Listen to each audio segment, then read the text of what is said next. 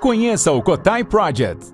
O Cotai Project pretende desenvolver um ecossistema financeiro global que dará 100% de anonimato, liberdade geográfica e financeira para todos os usuários de criptomoedas do mundo. O ecossistema consiste em uma corretora de criptomoedas, um banco digital internacional e um gateway de pagamento em cripto. Tudo isso dentro da Cotai Wallet. Não perca essa oportunidade e acesse o nosso site. Link na descrição do vídeo. O principal ponto dos Estados Unidos e dos países europeus, sobretudo a França, tá? A França e o Reino Unido, eles estão preocupados de começar uma nova onda de milhões de refugiados pegando barcos no Mediterrâneo e invadindo a Europa novamente, como aconteceu na Primavera Árabe. Então, existe essa preocupação muito grande.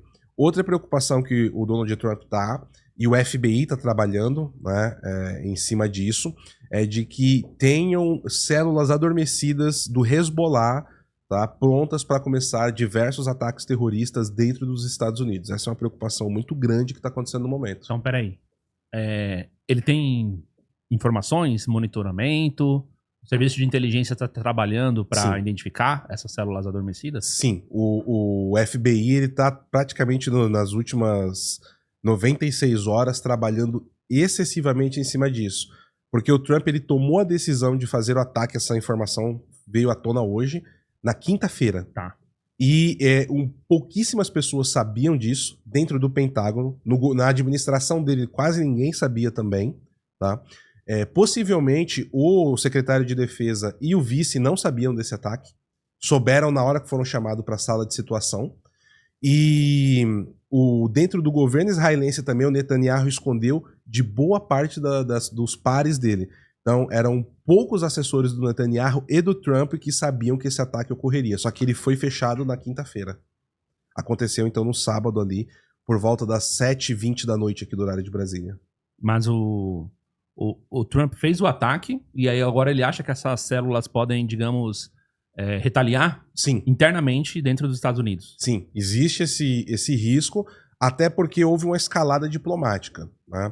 A intenção do Donald Trump era fazer com que o regime falasse, ok, olha, a gente se rende, vamos aqui sentar para negociar. O regime dos ayatollahs continua, o Khamenei continua, e há uma negociação nova, né, sem a possibilidade atômica. Só que informações que a gente já conseguiu coletar e que foram confirmadas por imagens de satélite é que principalmente não em Fordow, mas em Isfahan, que é a segunda principal usina nuclear, né, ou centro de enriquecimento de urânio do Irã, eles moveram mais de 400 quilos de urânio enriquecido. Tá? Urânio enriquecido em pelo menos mais de 60%. E que esse urânio ele daria a possibilidade do Irã ter uma bomba atômica utilizável mesmo para valer em questão de semanas. Isso reduziu muito o programa atômico do Irã, ele retrocedeu há alguns anos agora, principalmente depois dos ataques que Israel começou no dia 13, mas ele ainda está ativo, ele não foi completamente destruído mesmo com os ataques de sábado. Tá? E aí por que a coisa escalou? Esperava-se que o regime iraniano procurasse os Estados Unidos, não, vamos sentar, vamos conversar. Isso não aconteceu. Existia uma viagem agendada do ministro das Relações Exteriores do Irã para Moscou entre quarta e quinta-feira dessa semana. Essa viagem foi adiantada para ontem e possivelmente agora, nesse momento, já aconteceu, está para acontecer ou está acontecendo uma reunião do ministro das Relações Exteriores com Vladimir Putin, tá?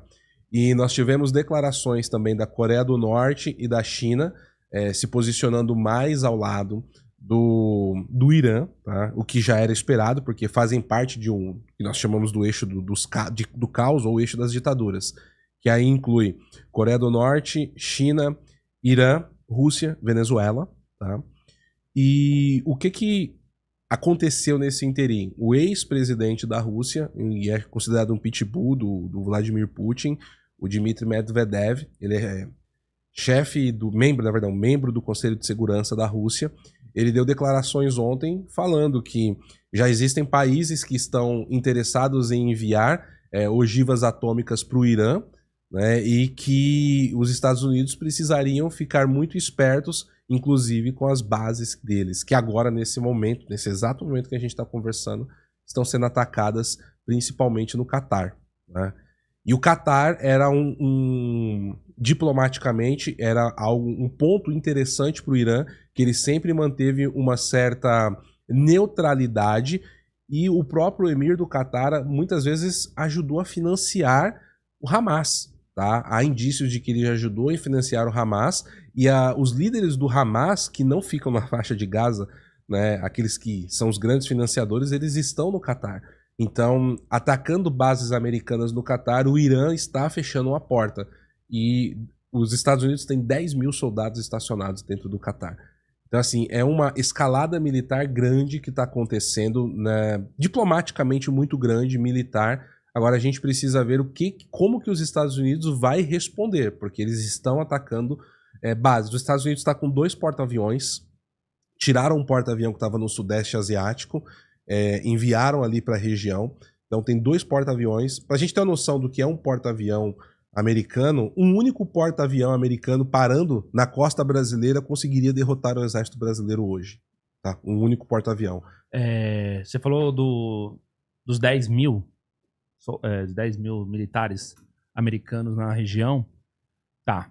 Qual que é o tamanho do exército iraniano? Só para saber. Olha, o número exato a gente não tem, mas ele chega na casa de milhões, tá? Milhões? Milhões. Chega na casa de milhões. Porque existem duas forças dentro do Irã. Uma que não é completamente alinhada com o regime, que é o exército regular do Irã. Tá? Então é o exército como nós temos o exército brasileiro aqui, etc. Só que o regime tem as suas próprias forças armadas também, que é a Guarda Revolucionária. E a Guarda Revolucionária, o centro de comando dela vem sendo muito atacado. De todos os líderes, acho que só um não foi eliminado até o momento, tá? Por Israel. Israel eliminou quase todos os líderes. E essa madrugada, o quartel-general deles foi atacado e morreu centenas de oficiais também da Guarda Revolucionária. Então eles acabam estando um pouco com problemas de mobilização, tá? O Irã, nesse sentido, ele está numa situação bastante complexa. Opa, chegou o meu amigo, café. Pronto, um cafezinho. Obrigado. Então, assim, a situação do Irã nesse sentido é complexa. Só que uma incursão por terra no Irã difícil. É muito difícil. Na fotografia de hoje, na fotografia de hoje, 23 de junho, ela é praticamente impossível. Porque a geografia do Irã ela é muito hostil para a incursão por terra. Ela é pior até do que a do Afeganistão. Montanhas, como você falou, né? Tem 2 cadeias de montanhas dos 2 lados. Isso, cerca a entrada de um lado e do outro por montanhas, e também é muito afastado você tem que andar muito para chegar lá. Exatamente. Muito afastado de qualquer entrada. Israel, por exemplo, tá a milhares de quilômetros. Sim, e ainda no meio de Israel tem a Síria e o Iraque, né? Entre os dois países, entre Israel e Irã. E a única forma de você fazer uma incursão seria, assim, mais lógica, seria pelo Golfo Pérsico, né, onde nós tivemos a Guerra do Golfo nos anos 90. Só que o esforço necessário para isso e o custo de vida humana de soldados ele é enorme.